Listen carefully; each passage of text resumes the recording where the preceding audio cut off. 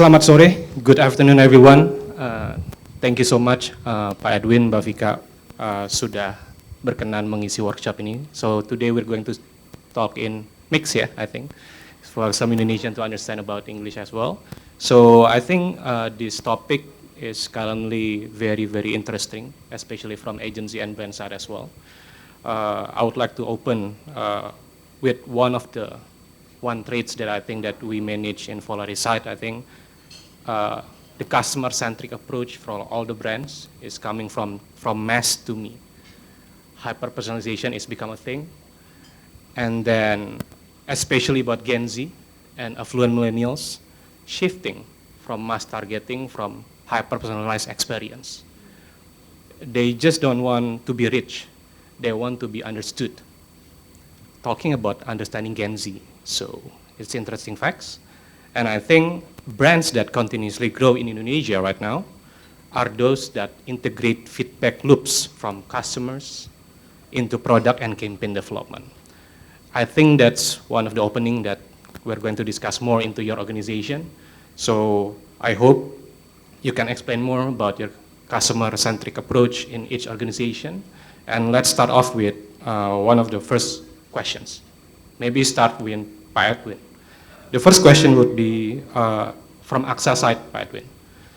What do you think the most critical shift an organization must make to truly embed customer centricity into its core strategy? Not only from marketing perspective, Pak Edwin, but of course as an organization. Maybe you can share a little bit more. Yes, for sure. Thank you, Mas Dana. So to give you guys a bit of context first, we're AXA, we're an insurance company. And marketing in insurance is not easy because it's a sold product, not a bought product, right? So I've got just one slide on this one, if it can be displayed. So and in our company, it is getting even more complex because we are a multi-channel and a multi-product company. We are selling insurance, general insurance products. So we're selling travel, home, car insurance, a lot of things. But the things that make it complex is because we have a multi-channel distribution. We've got our direct customer, we've got our agents, we've got brokers, we've got bank assurance with Bank Mandiri, HSBC, partnership. So a lot of channels that the marketing must serve, right? Now the complexity that I'm always facing every single day is for the digital, for example, then you are competing on discount. You give, say, car insurance, then your competitors giving 25% discount. You give only 10%, then people will not buy. On the other hand, if we give even 15% discount, our agents will be screaming because it will make their commission a bit lower, their margin a bit lower. They need to give up their discount as well, right? So now how we can integrate the customer centricity into this kind of complex situation, I think that was the question. Yep.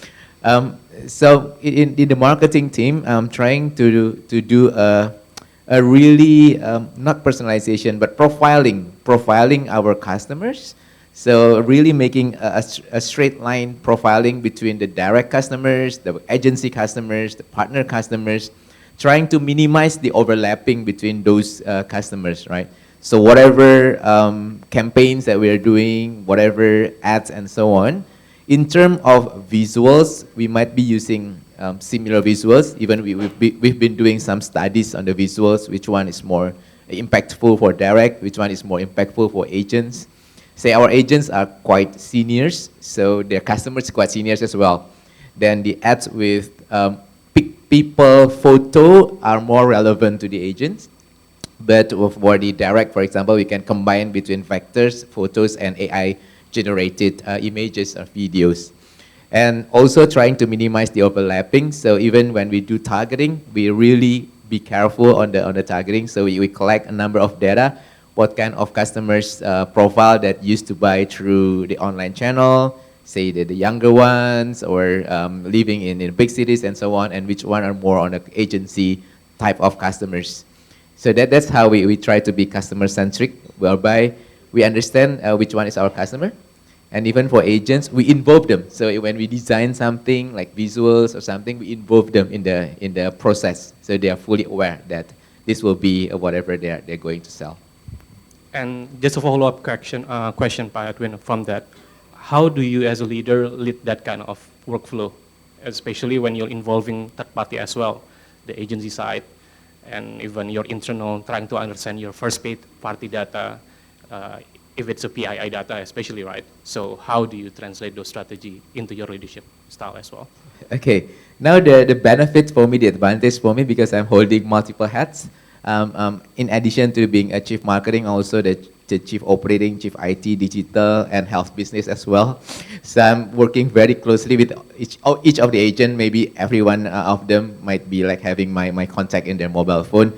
So it's quite easy for me to engage them and having, you know, a coffee or something, doing the FGD with them and sharing whatever we are trying to do and what is their feedback. While for the direct customer, then we do more research with the help of the agency, media agency, right? We do more research, understanding, okay, from the data that we have, what is the right profile for us to target. So I think to summarize your approach, you still do a lot of interview, a lot of quick research, and then to find the human truth uh, about the customer behavior as well. But at the same time, you're using technology to use and to improve your operational things, especially creating creative and operational things. Exactly, exactly. Got it. How about you, Mbak Fika? Maybe tell me more about your organization. How's it work? Okay, so good afternoon, everyone. For those of you who have not yet know Kenvue as a company, we're actually a spin-off from a Johnson Johnson Global.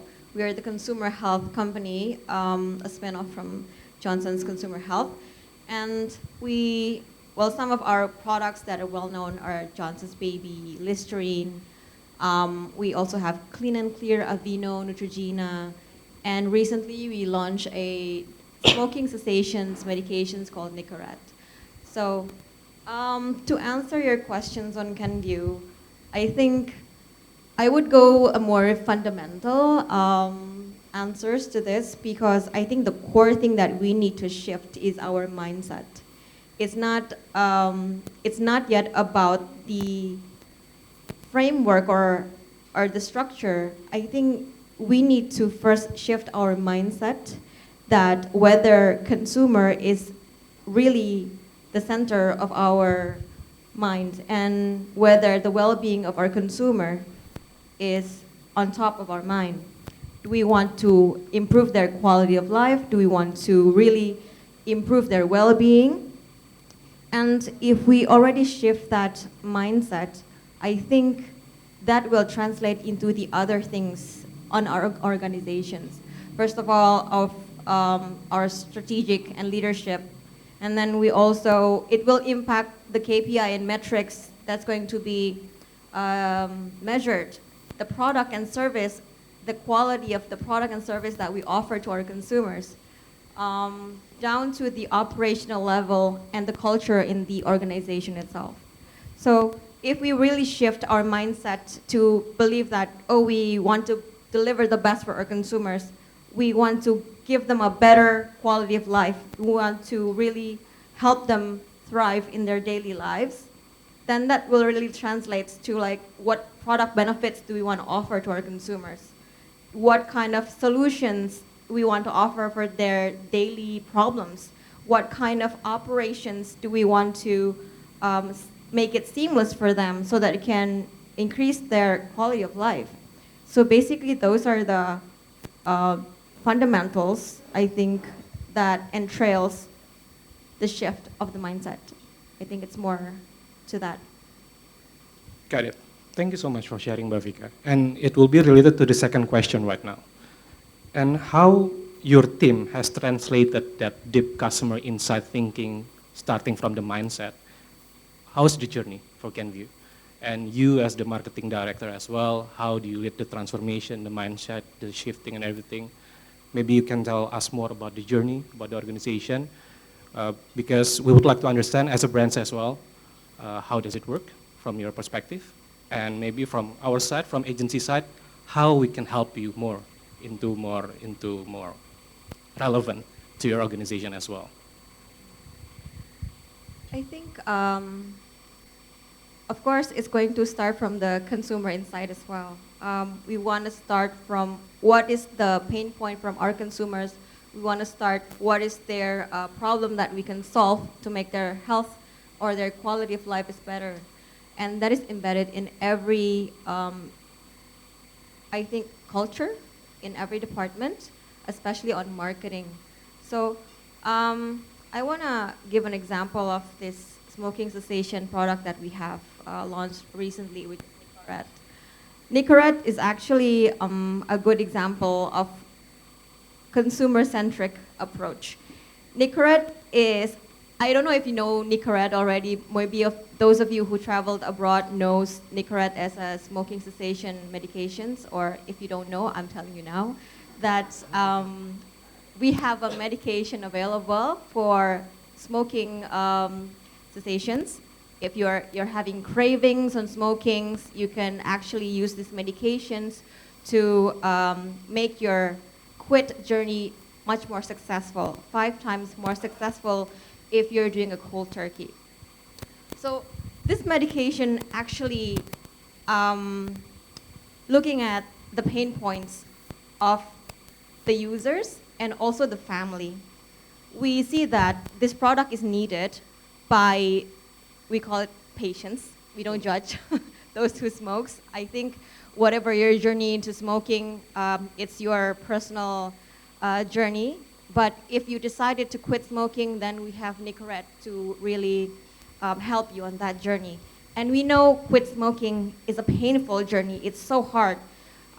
For those of you who smoke, maybe you know and relate to this story that if you smoke, you want to quit smoking, it's really, really hard, especially if you are surrounded by the social circles that continue to smoke, and you don't want to miss out on the social currency of gossiping while you're smoking, you continue to smoke. But basically, smoking is hard for the users and also hard for the family.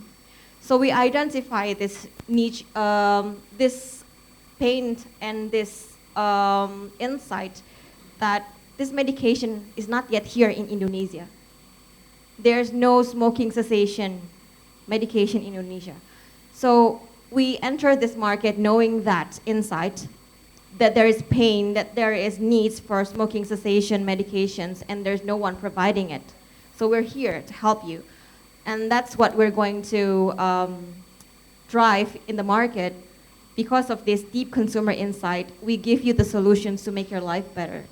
And this is what's being embedded in all of the departments, making sure that our communication reach all of the consumers that needs it. We educate all the healthcare professionals. We educate all the frontliners. We educate the patients, those who want to quit. We even collaborate with government. We ensure that the government is also in this journey to help this patient to quit smoking. So we ensure on every touch point, everybody knows that this product is available for them. We are there for them to help them. And we make sure that the distribution of this product is available in many of the retailers so that when they know about the product, they can access it, and it helps them to really be successful in their quitting journey. I think that's an example that I can share from Kenvue. Thank you so much, Mbak Fika. How about from AXA side, Pak? Did any kind of deep customer insight unlock any new product innovation on AXA per today? Is there any unlock new business growth in terms of how you run the customer-centric approach? Maybe you can share a little bit more. Yes, for sure. I think for AXA as an insurance, we are quite lucky to have that brand, meaning that globally we are quite number one in globally, right? And Indonesia, we've got AXA Mandiri, we've got AXA, so people are really quite familiar with the brand already. Now, in terms of whether the insights from customers helps, so as I mentioned earlier, we've got different interpretation about customers, because in our case, customer is not only the end customer, but agents are our customers, partners are our customer, bank partners are our customers, right? Every distribution point are our customers. So it makes things a bit more difficult, but a little bit more challenging but exciting at the same time. So as I mentioned earlier, we do a regular focus group discussions with the agents, understanding what they want, what they need, especially when we're designing a new product, right? But Fika's mentioning a very interesting product. In insurance, we've got our own product as well. Say we're designing a new health insurance product, then first thing that we do is really meeting the agents and trying to understand what would they need, what would the key decision factors for them to sell and for the customers to buy, right? So that's that point, number one. Number two, yes, we do research with the end customers as well. Then if the product is going to be sold through partners, then we meet the different partners. So every time we want to do something, we really go through the step of the design thinking, trying to empathize, trying to understand the needs first, and before come up with an idea. And for agents, you might not be surprised, then mostly what they need is just higher commission. They just don't really understand, they don't give a care if the product is good, it's not good. As long as you give me higher commission, then I will sell it. You give me lower commission, I will go to competitor, right? So, balancing those needs are quite tricky. But so far, we're quite okay. So we managed to find something. When we design product, we cannot say we want to design one product for agents, one product for partner, one product for direct customers. Then OJK will kill us because we will have hundreds of insurance products, right? So finding the balance is the key. And with the data and so on, then we can challenge back to the agents. We give you this commission level, but if the product doesn't meet your customer's need, you will not be able to sell anyway, right? So we educate our business partners that, okay, this is the right one that we need to do. This is the right positioning that we need to take in order you can sell the products. So yeah, creating those balance. Thank you so much, Edwin. Just a quick follow-up question about that. So noted on the agent side, they're focused on the commission side. They will sell more. It's very transactional things. But I think many of the brands and agency in here and technology company talking about the biggest segment right now, the Gen Z segments. How about in insurance, Pak? Does it affect the way you approach things on Gen Z segments in terms of selling insurance in Indonesia specifically? And what is the marketing play for next 2 or 3 years from your perspective, especially about those segments? Because it's quite unique. We're not even talking about Gen Alpha right now. So we're talking about Gen Z.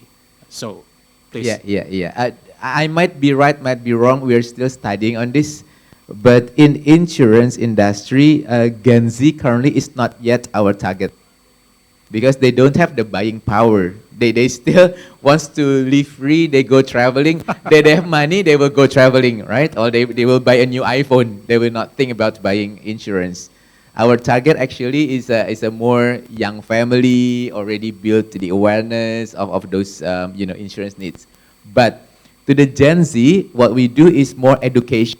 It's more financial literacy, education, awareness. We're not expecting them to buy, to convert immediately, but we instill in their mindset that one day when you get quite stable income, when you already have your family, then insurance is mandatory, it's a must, right? So that kind of education.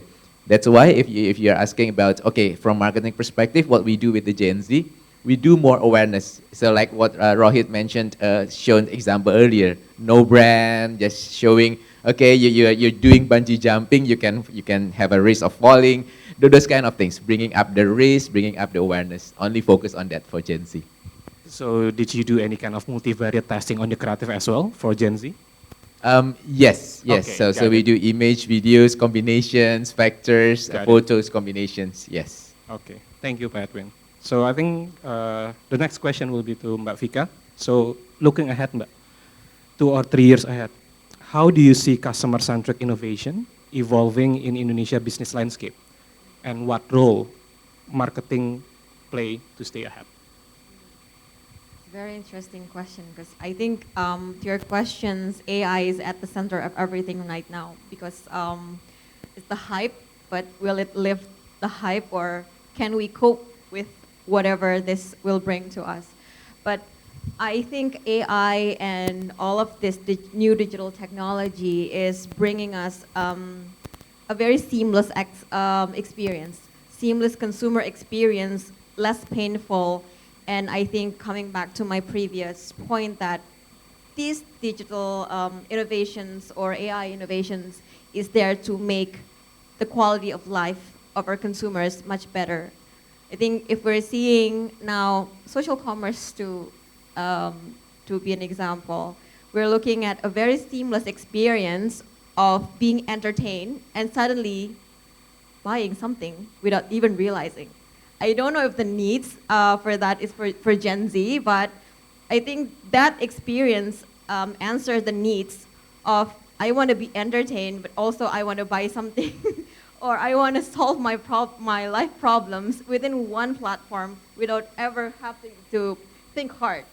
So I think that kind of solutions is available for us now. And the second one, I think is on sustainability. I think Gen Z, to a certain extent, they all love sustainability.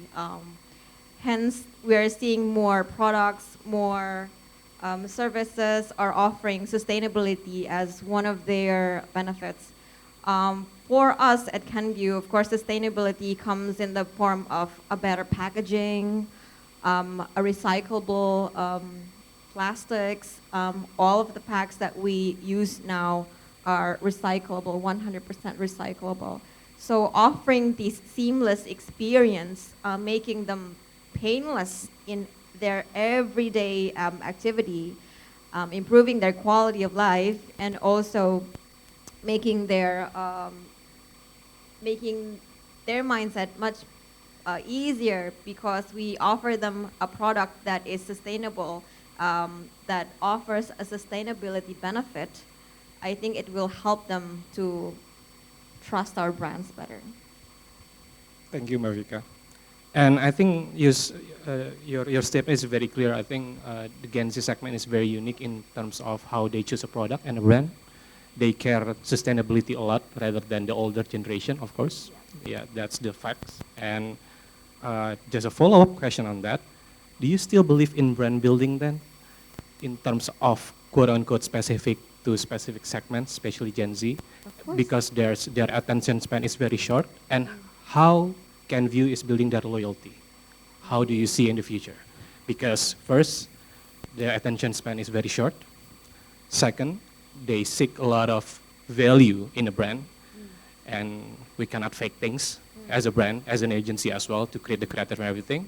And how do you see that kind of perspective? As a marketer, of course, we believe in brand building. It's the core fundamental things that we have to do is brand building. It's just that the form of brand building will be different from the old days versus now. The old days of brand building would be you create a very posh, high quality advertisings and you advertise them on TV or a massive billboards and to a certain extent a digital video. But right now, brand building is more fragmented.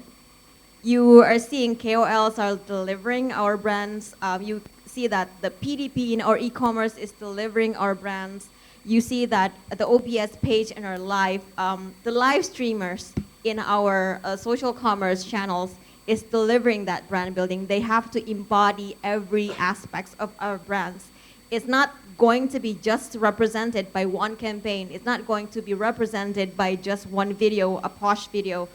Those kinds of videos may work to a certain percentage of people, but right now with the attention span that is decreasing more and more in this Gen Z, they don't work anymore. It's just that the approach we need to give to this Gen Zs are different because they trust KOLs better. They don't trust the brands when we talk about, oh, this is my product, this is the best, whatever, whatever. But then if you're seeing KOL talking about it, if you're seeing affiliates talking about it, for instance, like Johnson's Babies, our brand, when an affiliate talk about our brands, they will buy more because these affiliates are also moms. They're also using it for their babies. They're speaking out of experience. I'm using this for my baby, and so it's worked for my baby. This this product is really working. Hence, there's a lot of sales coming from that channel versus I'm selling it from the traditional channel and hyping it up on TV. So I think that's a new way of we are approaching this Gen Zs. It's not that we don't believe in brand building. Brand building will still always be there. It's the core fundamental of what we do as marketers. It's just that the way you need to approach them is different. Thank you so much, Mbak Fika. So I think we still have a few questions actually, but unfortunately we'll go through the Q&A right now. If anyone does have any comment or ada pertanyaan, silakan. Please feel free to Pak Edwin and Mbak Fika. If there's no question, I will ask for one more question to them. Anyone?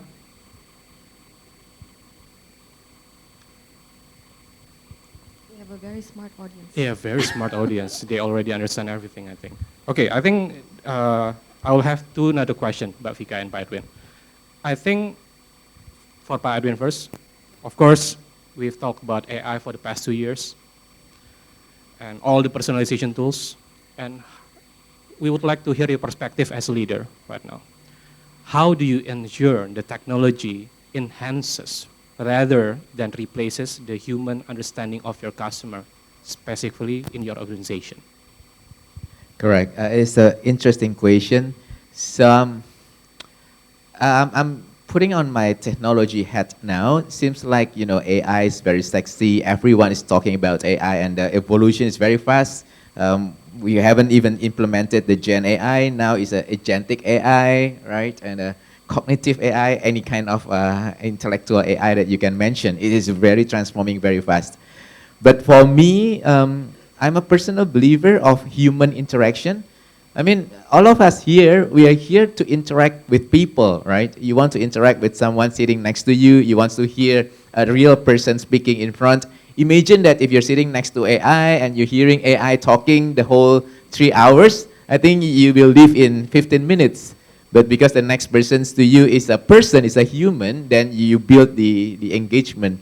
You really build the human-to-human interaction. And similarly in marketing, I'm still a believer that marketing should be a human-based because we are marketing to a human. We are not marketing to a machine. Regardless, whatever the data is telling us, still what we are facing is human. So now answering to that question, what I'm thinking is how we can, sorry, I actually have a slide, but I couldn't move it back. Can someone display, but before, the slide before, I cannot push it back. So yes. So AI will help us in terms of understanding the data, analyzing the data, and proposing the decision, the recommendation to us, right?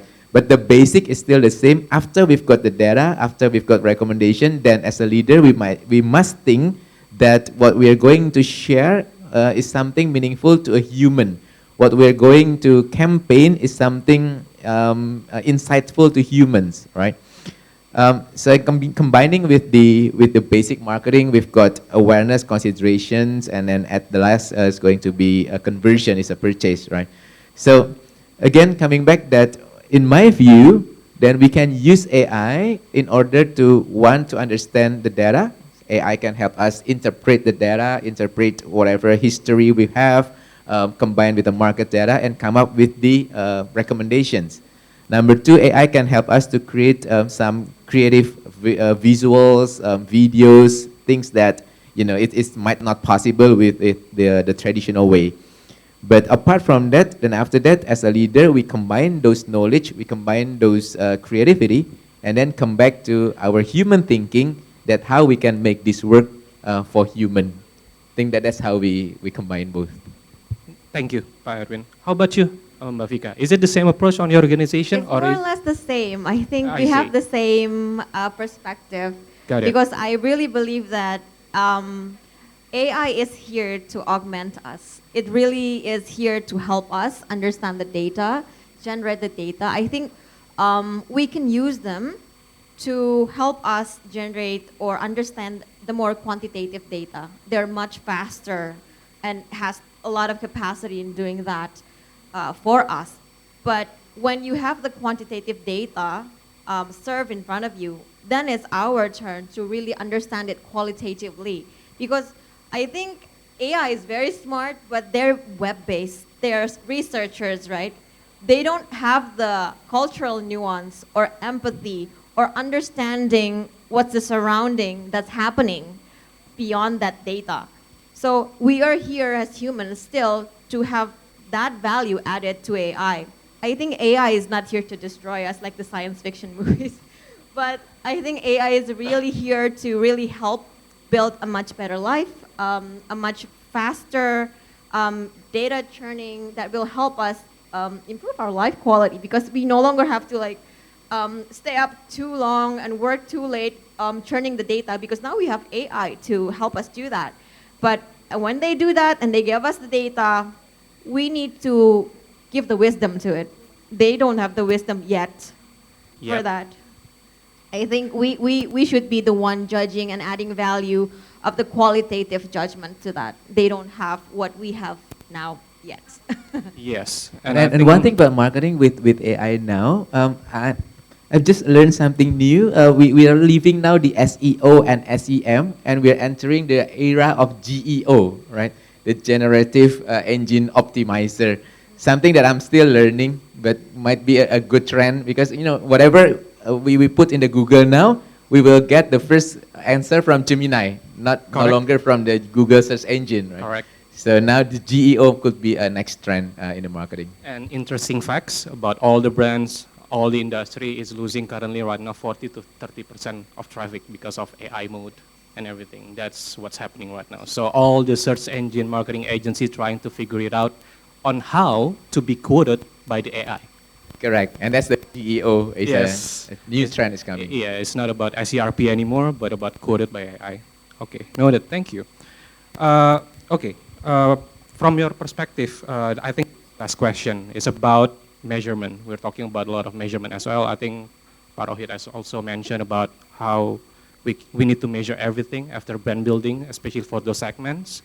And what does success look like for Mbak Fika, maybe, starting from you? Okay. When customer-centric innovation is working well.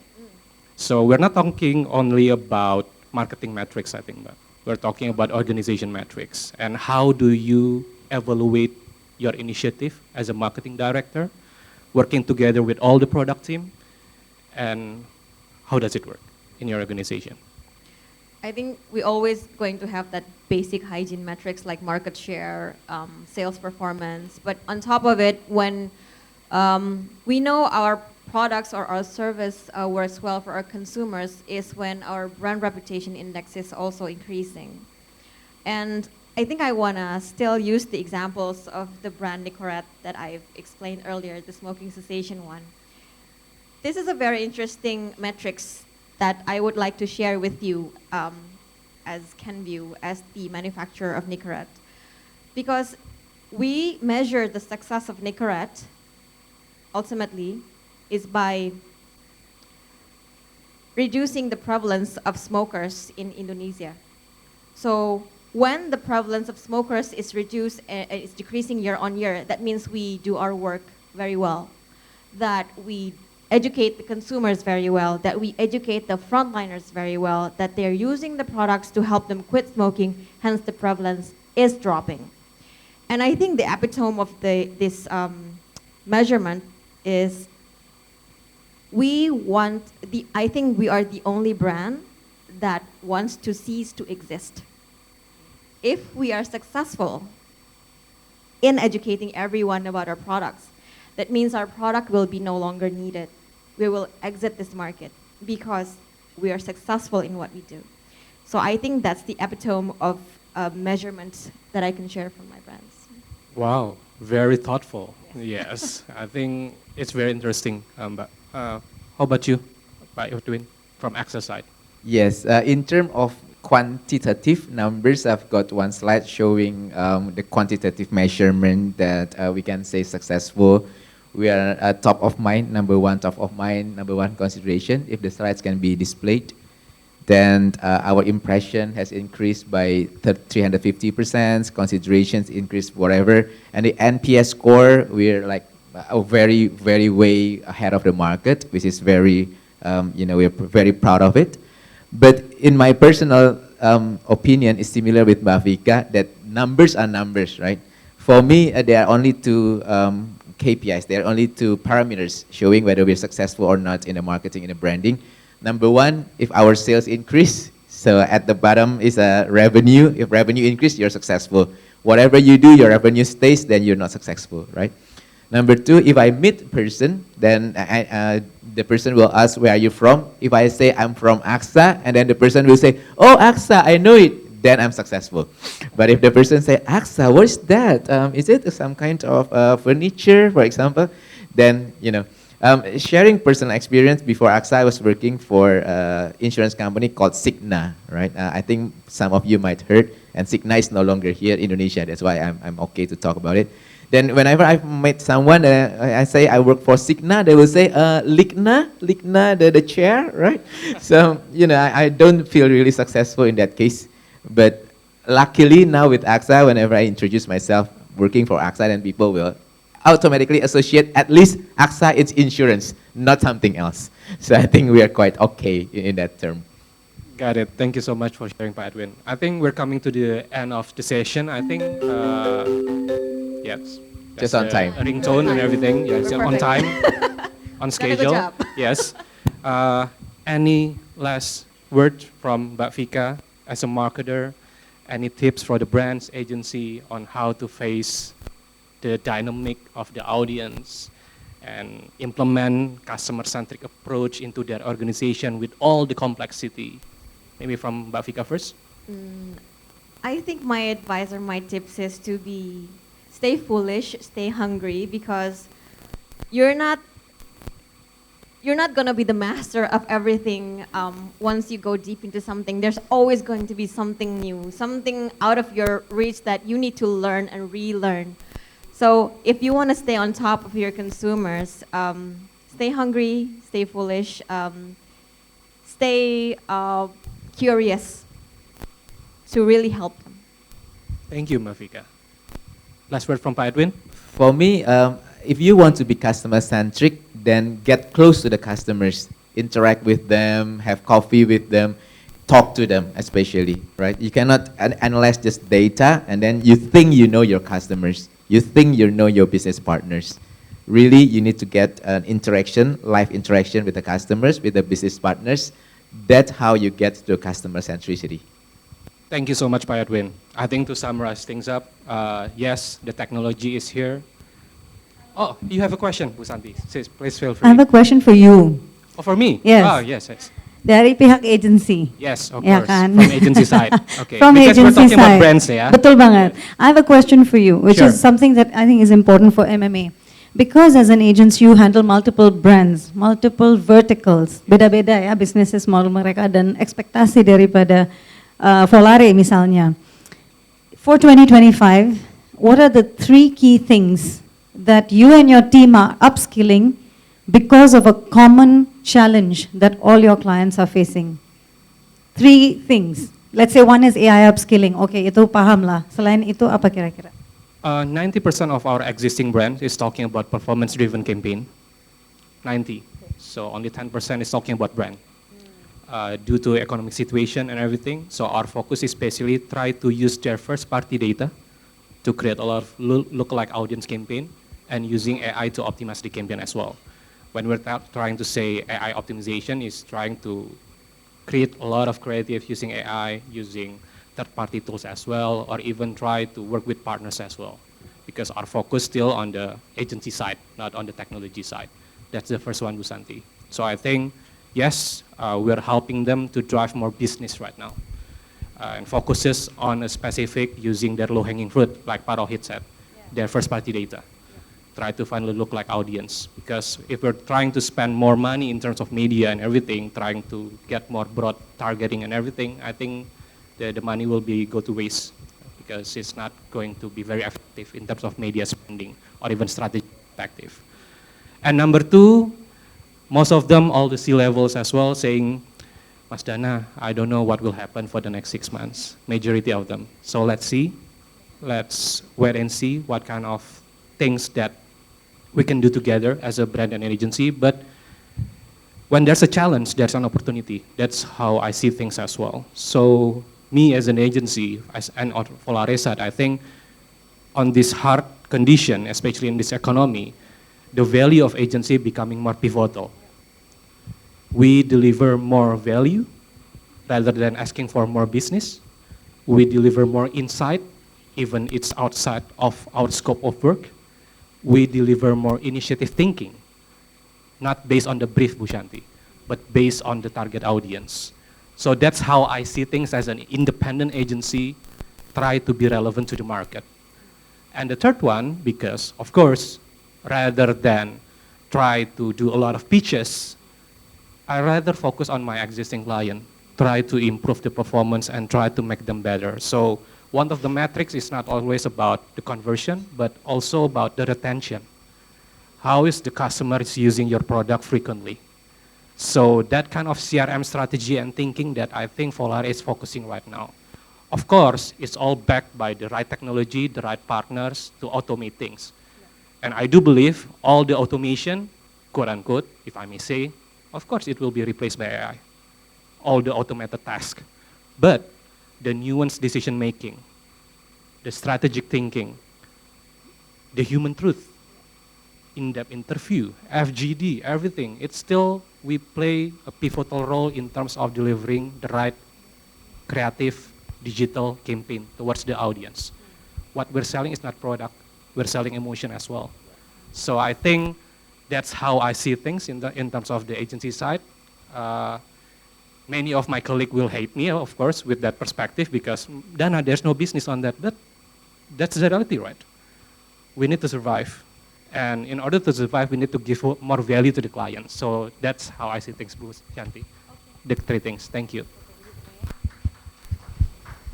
Any questions so far from the audience? Please feel free. Rima, yes. Edwin, I'm Rima from Volare. So I was interested when you say that your target is actually the one who, you know, like not Gen Z. Gen Z is more like the one you educate and stuff. But I think as we know, Gen Z is now the oldest is like 28. But knowing that you target the one who is half family, so I'm not sure, I'm sure you already know that statistically, like in Indonesia itself, like the marriage is declining and they're getting older. Like, would that actually change your target or how is it going to be? Okay, very good question. So the Gen Z, we are still targeting for a more lower level product like travel insurance, right? Because they are traveling a lot. Then Gen Z wants something very straightforward, very transparent, very easy, and travel insurance is perfect for them. They can buy in our e-commerce website. They can buy through our chat as well. So it's a chatbot, full chatbot buying experience. Now, but the real money maker, I mean, the target, the travel insurance, they're making money, but not so much. The real money maker is the millennials and above until the Gen X, right? And now you are saying that the marriage, rate is decreasing, and also maybe people are delaying getting married. Still, I think at a certain age, like 30 above, people start building the awareness about the needs for financial solutions, including insurance. So they start to think about their future, even if they're not yet having family, but what about if they're having family? What about they're growing old? What about if they one day they need medication, right? So still, I think the 30 and above, and at that point, they already have the buying power. So that's the key turning point where we start, putting more effort on conversion rather than awareness. While Gen Z, Gen Alpha is a pure awareness, conversion only on a very simple product, travel, gadget insurance, those things that they can see in front of them. I think that's a strategy overall. And if I may add, Pak Edwin, is that correct? By doing that, all of the business right now, especially in financial service industry, much focusing on the lower funnel, on the gross profit and net profit side rather than the billing side? Depends. I mean, for example, if I'm taking banking out of the insurance, right? I think banking is now more targeting to a lower, a younger generations, and make things very straightforward for them. Because the older ones already stable, they don't move from one bank to another. That's the behind thinking. But younger generations, they still experiencing, so they're still just trying one bank after another. That's why there are a lot of digital banks today, right? But insurance, we are more a mature industry in terms of, the people comes to us is more a mature person with a more mature mindset of the understanding of the risk itself. And usually it grows with the age. So that's how I was segmenting, okay, the more mature generations are the actual buyers. Now the younger ones would be the target for the next 5 years, but not going to be our main target for today. So that's why you're focusing on the educational part on that one. Correct. Got it. Thank you so much. Can we have another 1 hour session, Bu Shanti? Because we are going to have a lot of discussion. Off stage, yeah. Okay. Dana wants to do stand up. He said this morning. Yeah. Maybe we can do stand up comedian together. Okay, got it. Thank you so much, Pak Edwin. Thank you so much, Mbak Fika, for sharing your insight and knowledge. Very, very fruitful discussion. And I hope it's good for everyone to share anything about customer-centric approach. Please feel free to discuss anything to us. And thank you for having us. Thank you.